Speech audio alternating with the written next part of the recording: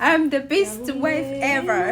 አንዱና ትልቁ ነገር በትዳሬ ውስጥ ጸብንና ጭቅጭቅን ያመጣ የነበረው ሰዓትን በአግባቡ ለመጠቀም ነበር። ባሌ በጣም ሰዓት አክባሪ ነው። እኔ ደግሞ በዛ በጣም ሰነፍ ነበርኩኝ። በጣም እንጨቃጨቅ ነበረ።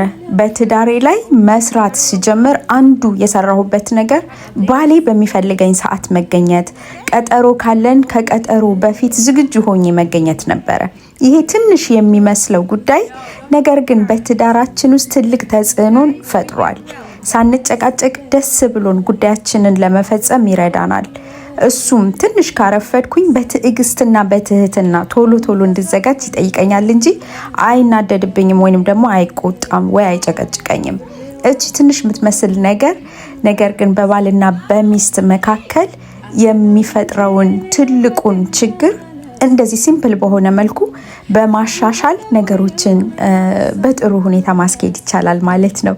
እናንተስ በትዳራችሁ ውስጥ የመጣውን ጭቅጭቅ ወይንም ደግሞ ሰላማችሁን የሚያደፈርሰውን ነገር እንዴት አድርጋችሁ ነው ሃንድል ማድረግ የጀመራችሁት? ኮሜንት መስጫው ላይ አስቀምጡልኝ። ተባረኩልኝ። እወዳችኋለሁ። ባይ